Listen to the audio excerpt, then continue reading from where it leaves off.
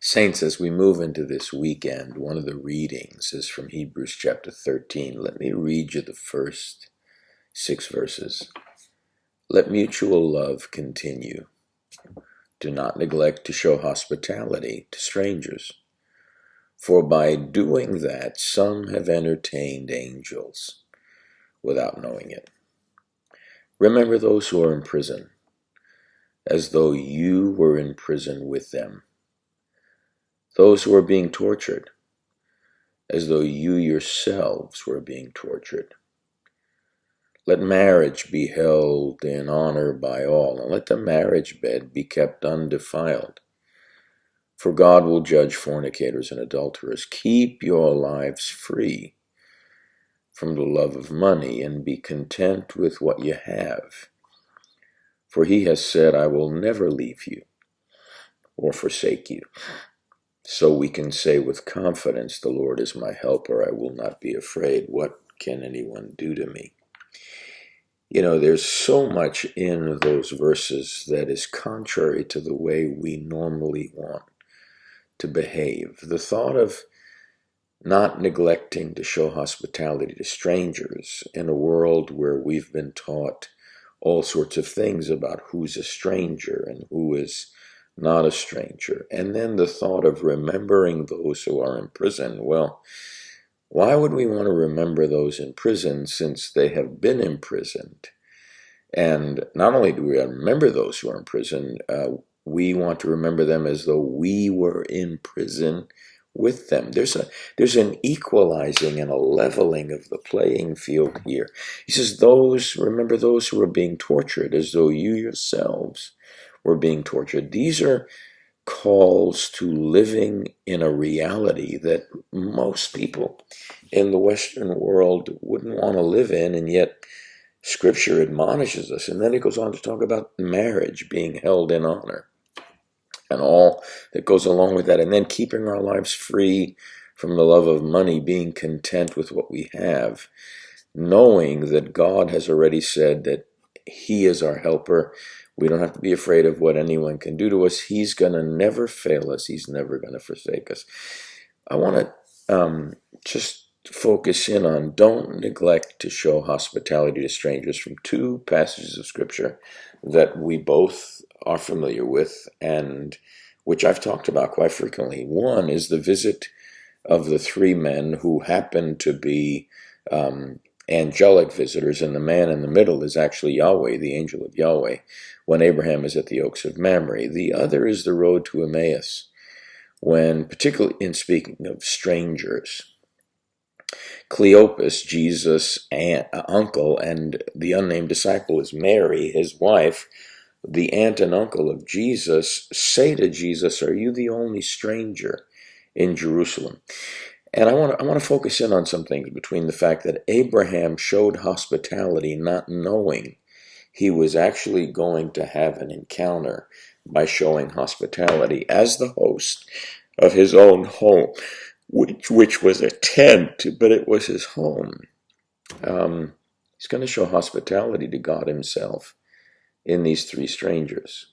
He doesn't know who this is, and he won't know until the conversation unfolds. But Abraham has been shaped and formed in that culture to be a wonderful host. And then we have in the story of the road to Emmaus, when Cleopas refers to Jesus as, are you the only stranger?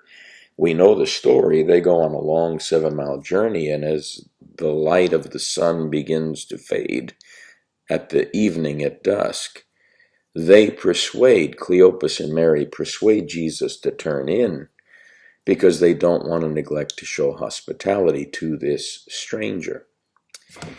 When I was getting my doctorate with Len Sweet, we had to study Jacques Derrida, or Derrida, depending on how you want to pronounce it. But he was a French philosopher, and he wrote a number of things, but he wrote a treatise called Of Hospitality. And from a French perspective, he wanted to speak about the étranger, the stranger, which also in his philosophy, stranger and foreigner mean the same thing. And the concept of hospitality and the concept of the étranger, the stranger, the foreigner, addresses the host far more than it addresses the guest.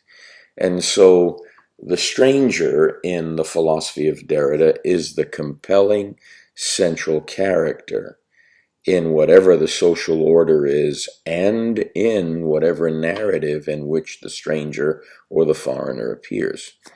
And so the question becomes for Derrida, how does the host treat the stranger? Now, there are theological implications to this, and clearly Derrida was looking at many of those.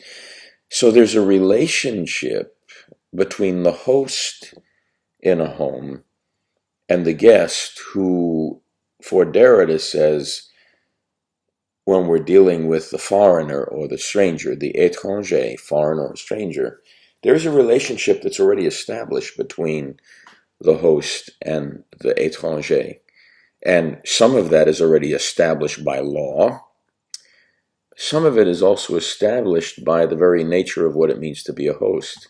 So when Abraham is visited by these three men, he persuades them, he runs to them to show kindness and hospitality. Now, one of the things that I think is important to understand is that in Jacques Derrida's philosophy, a home has to have an opening. It has to have a portal. It has to have a door, a metaphoric door in this case, in order to truly be a home. Well, what he means by that is that the host has to be hospitable in order to maintain and sustain their identity as the host of the home. The moment the host no longer is hospitable, they are no longer living in a home, because a home is a place where there's a doorway by which the host invites the stranger, the étranger, to be part of family life. And so again, the stranger is this compelling figure in his philosophy. So if the stranger is the compelling figure, then what do we understand? Let's say we first and foremost want to deal with the fact that Abraham is living as an alien in the land of promise. So he's a foreigner in the very land where he is being visited as a host. And he already knows what it's like to be a foreigner in a strange land, even though God's going to bequeath it to him at some point. He himself is having to abide by the law of the land, but also having to show hospitality to strangers that come to him. And Abraham doesn't necessarily speak the language of the Canaanites, and the Canaanites don't necessarily speak the language of Abraham. And so here's Abraham, who is going to host three people that he doesn't know are angelic figures, the central one being Yahweh, and neither does he know the outcome, nor does he realize that in this case, those he is showing hospitality to have the key to his future, that if he fails to receive them, he can't get to where he's going. And so, while legally the host has, according to Derrida, all the incentive and all the legal rights to ask the stranger, who are you, where do you come from, what's your name? What the guest wants to realize in that is that the guest is not free, because the host holds the key to their freedom from imprisonment. However, that's called conditional hospitality, and there is a place for it. He's not denying that there's a place for it, but he wants to talk more about unconditional hospitality and say there's another way, and he's casting this in a theological lens and looking at the scriptures when he says this. When Abraham and when Cleopas and Mary are encountered by, for Abraham, the three, and for Cleopas and Mary, the one, there's no demand made on either Abraham's part or Cleopas and Mary's part to know the identity of the stranger, the étranger, as Derrida would say, the foreigner, the stranger.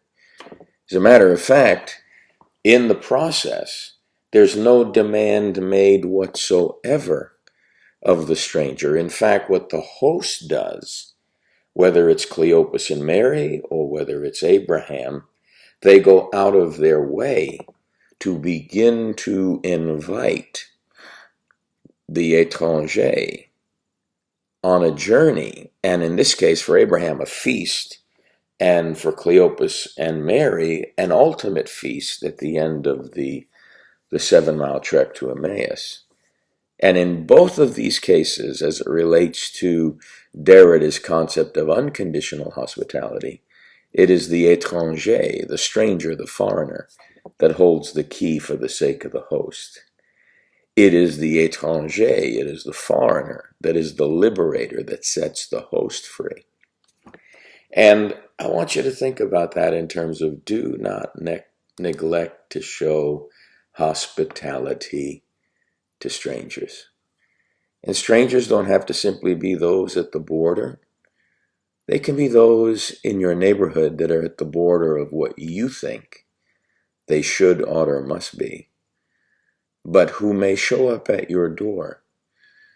And whatever judgments you have made or may have made about them, as the host of your home, as one who loves Jesus, your desire as you walk with Jesus is going to be to prepare a table, a feast for them, to sit at table to get to know Christ.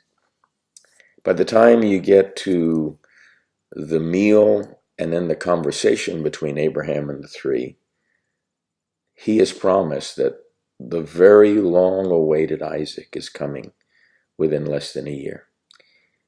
And there is a liberation that happens for the host, because the étranger is the greater host who holds the key to Abraham's future. And the stranger, the étranger, in the Luke 24 account, when they prevail on him in hospitality to sit at their table, he actually, while he takes the seat of the guest, he assumes the place of the host, and he holds the key to opening their heart, their minds, their will, and their eyes in the breaking of the bread.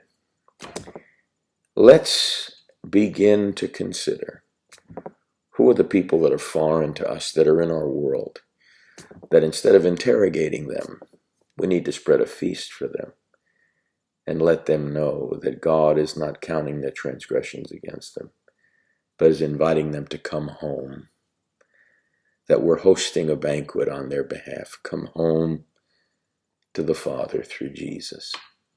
I think that's what evangelism is all about. I don't think you can separate evangelism from justice and righteousness, or justice and righteousness from evangelism. I think evangelism is a table. I think it's a place where we spread a feast and invite people that we don't necessarily fully know to become part of the family. Sunday, we're going to begin a brand new segment of this series on faith, and we're going to look at how Isaac not only sowed in the land and reaped 100-fold in 1 year, but then redug the wells of his father Abraham as a type and shadow of preparing for a fresh release of the river of God and the move of God in our lives and in the lives of the people we touch. I'm ready for revival. What about you? It takes faith to believe God's that good. Bring somebody with you on Sunday. It's going to be a great day in the house. I love you.